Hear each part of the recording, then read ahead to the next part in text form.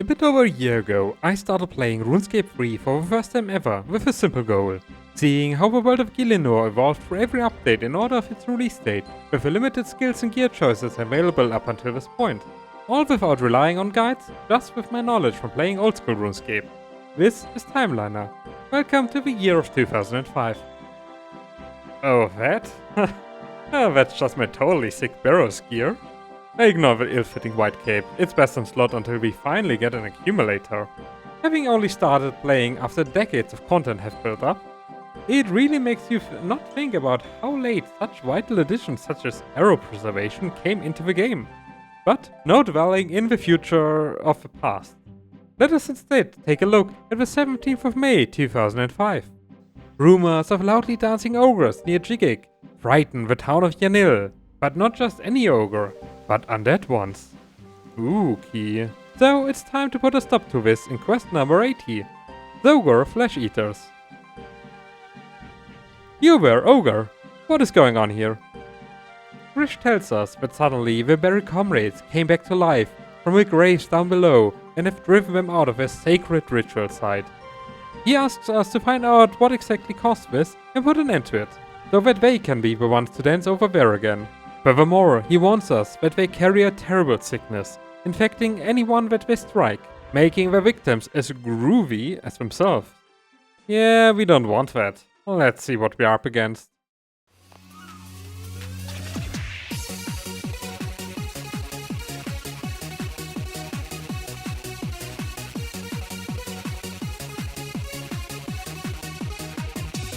Absolutely wild. Time to don some headphones and move forward. We need to find the source of his sickness. An open option. Oh no. No, please. Locked door. Curious. The quest log says there is something else to find down here. Ooh, cutscene. Sort of, at least. Well, that must be important. Back and a black diamond from a coffin. Let's clear some trash and see what's inside. A Dragon Inn tankard. If that ain't the Yanilian pub. A solid hint. Maybe. Hey barkeep, recognize this cup that probably looks exactly like one of the dozens more behind you in this shelves? Thinking about it, this wasn't such a good hint. What? He does know who this belongs to. Well, I'll be damned.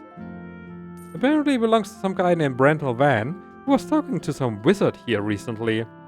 The plot thickens. Let me pass. I've studied your magics long enough now to no longer require mind bombs. The head wizard identifies the black prism as a potential ingredient for necromancy spells. Could you imagine that? Necromancy. Sounds absurd. But carry on. Anything else? Really? Fine. Back to the cave it is. Let's not talk about that. So then, what's the deal with this page? Even more hints of necromancy. Dabbling into these dark arts is strictly forbidden and carries a severe punishment. Curious. Anyway, apparently one of your colleagues, Civic Inns, was in that ogre area recently, but has fallen ill in the nearby guest house since. Look at him. How helpless against some psychopath who just barges into his room and rummages through his personal stuff. A bunch of books on how much he hates other races and likes painting and necromancy. The coincidences. What do you have to say for yourself? Nothing? Nothing really, aside from even more self-incriminating evidence. Or conjecture and hearsay, but it's the same thing, basically. Luckily, the head wizard shares our view, so it gives us some poison that should get the guy talking. Note to myself, don't mess with the wizards in Yanil, they are crazy. But forcing the poison onto him would be a bit too much, so instead we'll discreetly spike his tea in full view. Well, would you look at that? The monster hater became a monster himself. Now, unless you tell me the truth, this poison will last forever. Probably. Finally, that one got him talking. Unfortunately, the spell's effects are permanent, meaning the ogres need to find a new ceremonial place for the dance. Also, he mentions some special heavy arrows some ogre hunters use that should be able to help us dealing with the undead ones. as well as some plants from Karamja that can be built into a cure for the disease they carry. Not really good news, is it? Well, let's hear what the ogres make of it. But first, let's find some plants. Thanks to Jungle Potion, we know exactly where we're hiding. 1 and 2. Better grab a couple of each. Who knows if you need more potions. There's some snakeweed and some The order matters. Yeah, well, I guess 1 potion will have to do it then. Now, ogres. Sorry for a loss. But you'll need to pick up and move someplace else. But I did make a potion that can avoid infection. Oh, well, good. Kind of. Before we can start a new ritual site, we need some kind of artifact hidden deep below. I bet this key opens the door we found earlier. Fine, but I hope you give me some good rewards for this. To further aid us, he shows us the mysterious arts of crafting brutal arrows. Just use bigger metal tips instead of bones. Marvelous. And there's also a slightly larger bow to shoot them with. And our potion we can show to the trader, unlocking a limitless supply of them. Yeah, how exactly did you get the ingredients? How did you know how to make them? But, alright. Potion, bow, arrow, key. I think we're set. Will you finally turn that down? He fits just like expected. And that looks mighty ceremonial. Oh boy, I hope we don't get surprised by some enemy over carefully looking for that artifact. It's safe spotted, dummy. Hey, no fair, you're not supposed to be able to fight back. Delicious orc bones. These will be put to good use in the active hunters soon enough for some massive prey XP. And that was it. Now the ogres can make a new jigging area and leave that one here to be undead for all eternity. Kinda sad, but that's an ogre problem, not a me problem, so goodbye. Just 2 things left to do now. We can plunder their graves with keys randomly found on the ogres. Maybe let's not do that. And we can also sell this black prism back to the mages, ignoring the warning that we will get a better price on Karamja. I'm sure a couple thousand coins were a big difference back then, but gold generation is all over the place. And if I need some, I'll just spend a couple of hours skilling off screen and sell it to some vendors. It has been pretty viable for the amount of gold we need thus far. Before moving on, a quick glance at the changelog of today. Mainly clarifications on how to repair Barrow's equipment, but this line caught my eye. Desert Bandits apparently only gave thieving XP when he got coins from them. It is such an odd design. Moving on. 2 weeks into the future to the 31st of May, a day with 5 update posts, although only with 2 of them being relevant. That's kind of confusing, so let's work through them in any random order. First, we go back to the start. More troubles in Lumbridge, it seems. The Duke's new advisor, Sigmund, is fearing a monster attack after something was seen sneaking through the cellar in quest number 81, the Lost Tribe. To find out what happened in the cellar, we shall of course not go down there and investigate, but talk with random guys until we find one who saw something. And Hans is that certain someone who has seen something. Apparently, he spotted a creature dashing towards a hole in the wall.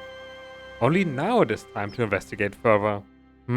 Spiders, unwashed dishes, food left out in the open. I hate it when quests get too real. A suspicious wall. Let's clear the rubble and see what lies behind it.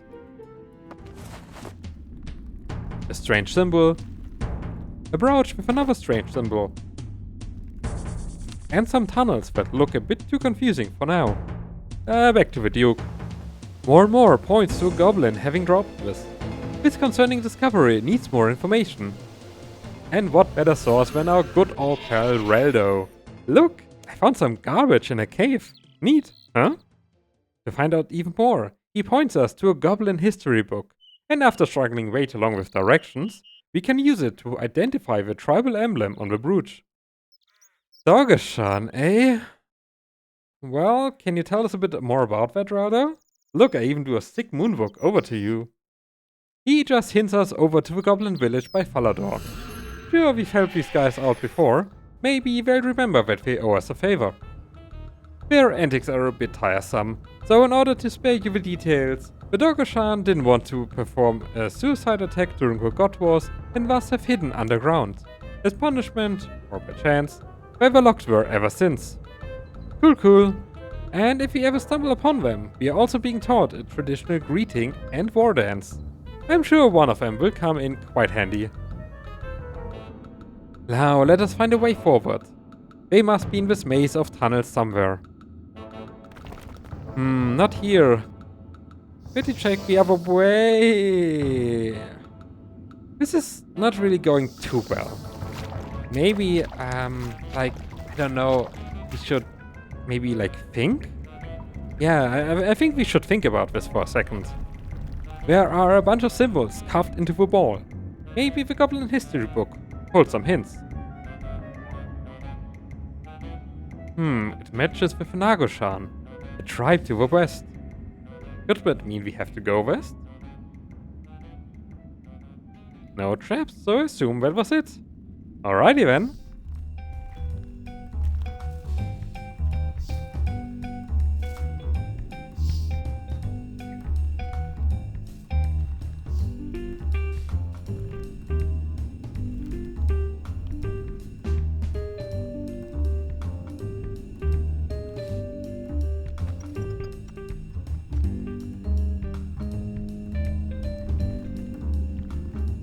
There we go, forms of life. Yep, those look like some kind of goblins. Ooh, I cannot wait to see Sanic soon. I've only heard it through memes, but her design apparently is quite something. Or maybe that was just a temporary thing. Anyhow, you were goblin. Be not afraid. Look, I even know your secret greeting. And now he tells us that they accidentally broken into the cellar while looking for iron. Yeah, we shall see what the Duke thinks of your flimsy excuses. How odd. Now his advisor speaking up of missing silverware. The exact same advisor who just so happens to be a secret ham member. You'd think the guy who hates monsters found out that monsters were harmful to them. But maybe it doesn't hurt to have a look. But not where I thought. The ham hideout used to be right over there. I've seen some kind of world events happen here in the past, so I suppose it got reworked at some point. We will probably stumble upon that update in the future. But here we are now at the new hideout.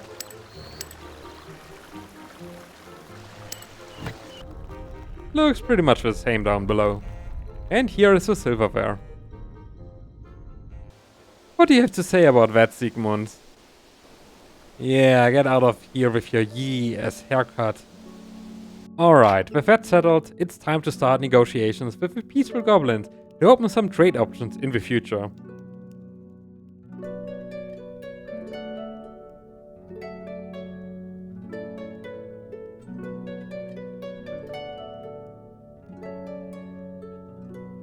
Had some Disney villain here level, but that is quest completed. Giving us an equipable light source in the form of a mining helmet. Yeah, 65 fire making. That seems reasonable to light a candle in a helmet. And also the store here that sells bone weapons. Unfortunately a bit of a relic of the past. In old school the bone crossbow is a very decent training weapon for Ironman since the bolts are cheap, but all the combat rebalancings make it quite terrible here. The actual quest received minimal changes. Apparently goblin diplomacy is no longer a requirement, so they'll tell us all these things about the God Wars even before we help them choose an armor color. And some changes regarding archaeology, but I wouldn't know about that. For the next part of today's update, we continue a previously started quest. On our first visit to Keldegrim for the Between a Rock quest, we had to watch the intro cutscene for quest number 82, the Giant Dwarf. That boat ride unfortunately ended with knocking over the statue of their founding father, and with us escaping police before we could exchange insurance details. But now it is time to help the dwarves build a new one. They are surprisingly calm about the whole thing. We just have to help out their stonemason, Lazidar, with some errands so he can work efficiently. And maybe comfort him for that absolutely ridiculous name he's got going. For once, his request seemed quite reasonable for a quest. The model for the statue needs more appropriate clothing, some ropes, boots, and a mighty axe. We should be able to procure all of them in the city somewhere. Unfortunately, I found absolutely no way on how to disable the quest helper for this quest. It's a bit distracting having these blue boxes on the minimap while trying to figure out where to go, but none of the guys we needed to talk to was in a secure place. First, Vermundi, a clothes who can make us some fancy clothes. If we can bring her a reference picture from the library. The clueless librarian says a book with a picture could be in any one of these bookcases, so we have to search them all.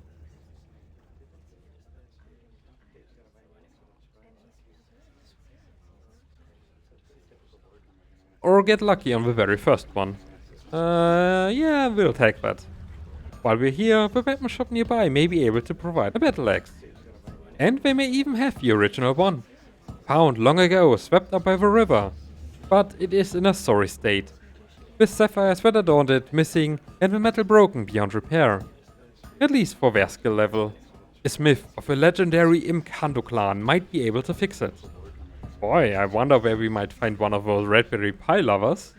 Meanwhile, the armor smith has sold his last pair of fancy boots to some grumpy old guy living nearby. Hey sir, mind selling your boots again? No? Oh well, I respect your opinion, but not your belongings. Yoink. And ranged yoink. First part, done. Let's bring back the picture for the gown as well. She needs some fuel for a sewing machine. Some coal and logs should do it. No problemo. We can grab some while fixing up the axe. Virgo, buddy! Remember 4 years ago when I gave you a pie? Well, I don't have one with me today, but more work for you to do. And all he needs is 1 bar of iron. Man, these are some really easy to get ingredients. No special meteorites guarded by magical golems deep below. Just some iron. Alright, here you go. And that's the axe fixed. Oh, amazing. Back to Keldergrim to fuel the stewing machine, and that's the dress done too. Now just putting some sapphires into the axe, and there you go, Baldy. Only one thing missing. Who to model the head after. The town has long rejected the old ways of monarchy, instead applying a new, modern form of leadership. Oligarchy. The owners of the richest companies, and therefore obviously the wisest, most compassionate persons run the town. Anyway, that consortium of theirs shall decide on who to model it after. So off we go to get their decision. And apparently being sent here more or less on their behalf is not enough of a reason to talk with any of them. But first we have to do some busy work to join the company by bringing a random assortment of ores and bars to them. Luckily, I knew right along that the railway system from Varrock was already open at that point. Surely I didn't run over here from Camelot multiple times. Anyway, after dropping that last batch of bars, we gained the option to join our company of choice, the White Chisel. There's just one issue. They still haven't decided on who to choose as a model. The leader of the Red Axe company suggested to use one of them. This decision is wildly unpopular with the other companies, as the Red Axe would force themselves to be the ones chosen, as they are the largest company. So instead we do the only logical thing. Voice our support as a human for the White Chisel. I have to admit I never really understood that part. It makes absolutely no sense to me, but it's not my problem anymore.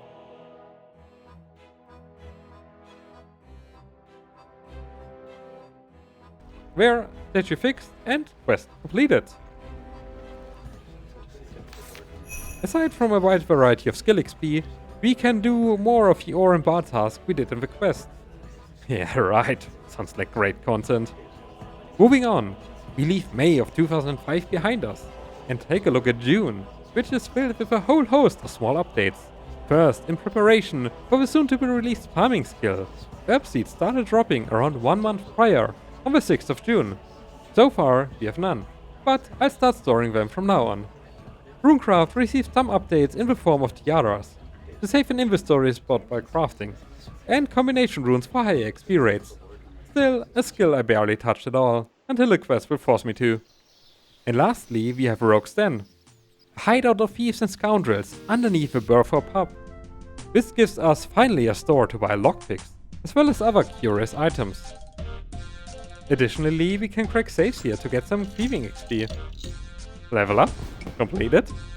And last but not least, a minigame giving us the first scaling outfit of Runescape, the Rogue's Equipment. But both its original effect, as well as its source are gone. It used to double pickpocketing loot, and you get it from the Rockstar minigame, which was changed into the Flash Factory minigame in 2012. Shame, but at least I can show you the old school version with some good old fashioned gameplay just like it was back in the day. And now for the last part of June of 2005, we take a look at the 27th. The White Knights of Falador are looking for capable new members to bolster their ranks in the ongoing conflict against the Black Knights and other evils in this world. To prove we have what it takes, we will join the Recruitment Drive in quest number 83. And for that, we first of all make use of the recently released Makeover Mage. Why? Well, maybe we'll see that in action. For now, no reason. To start, we'll have a quick chat with Sir Tiffany. Hey, hold it. That's not how this is supposed to go. Alright, now first of all, the quest start apparently is not here, but with ceramic vase. But he sends us right back down here anyway. Nobody remembers such details. And to complete the secret training, we are getting abducted. How nice. A series of tests shall prove our mettle. First of all, patience. Time skip. And done. Hopefully the rest are equally easy. Next is a classic riddle. A hungry fox, a sack of grain, and an also hungry chicken need to cross the shabby bridge. We can only bring one with us on each go, and the fox will eat the chicken, and the chicken the grain. So let's see. First the chicken, next the grain. Take back the chicken. Take the fox. Go back one last time for the chicken. And now give us something challenging, please. Ah, this one looks more like it. Some chemical equipment and a bunch of books describing various directions. Our task? Unlocking the door on the other side. Using the key chained to this wall. But first we need to open this heavy stone door without a handle. The spade lying around here makes for a great makeshift one. Add some cupric sulfate and water to cause it to expand and lock the handle in place. First door down. Now for a key. Well, it says here that gypsum powder and water can form some kind of plaster, so that should serve as a mold. Now pour that around the key. Nothing happens. Probably have to fill it into the tin. Nothing. Oh, don't tell me I had to add those two into the tin before mixing them. And no way to get more. Alright, back to the start. New series of quests. First, back to school with a little quiz. Alright, there's only one correct one, meaning 3 of them are false. Oh, well, that was it. Well, some of these rooms are a bit easier than others. Next, a memory game. One statue is missing. Since they are very brightly colored and have prominent weapons, that's an easy one. And chemistry again. Alright, no fail this time. Again the spade for the handle, now we gypsum and water into the tin to make it faster. Now we just need some molten metal to fill into the mold to get a key. We've got some tin ore powder, and combined with cupric ore, there's now a much lower melting point, so this little Bunsen burner should do the trick. Et voila, one key. Really on the exact same level as one riddle. And there it is. The reason we've visited the Makeover Mage. No man can defeat this fearsome knight, but as Eowyn once said, I am no man. Once more over the bridge. And we are done. With this, we've become Initiate Temple Knights. Unlocking one of my favorite armor sets. Really loving what they've done with it. Not really useful for combat, but man does it have style points. This quest actually has fewer changes than the old school version. Here pretty much just the XP rewards were changed into lamps, but in old school, you no longer have to be a woman to slay circumference. An odd change. And that already concludes the month of June. And I believe we have just enough time to glance at the next 2 updates. The first one came as a bit of a surprise. July 5th unlocked the magic carpet rides. I was so sure they've been here much earlier and have been happily using them. Account integrity ruined once more. But more importantly, on the 11th of June, the farming skill finally released. Initially planned to release alongside construction, a bunch of allotments across Gielinor opened up to allow players to plant seeds to grow their own food, herbs and secondary ingredients. If one had the seeds for that, I have none. Luckily some are being sold by farmers, but only for the weakest plants. So until I feel like thieving some farmers for better seeds, it'll be a lot of raking content. It'll be a while until we need farming, so I'll take it a bit slow until then and train it on the side, when I get around to it. I'll talk a bit more about the changes to the skill in the next episode, as there were quite a few significant ones. But until then, thank you for watching and I hope you're having a great day. Bye!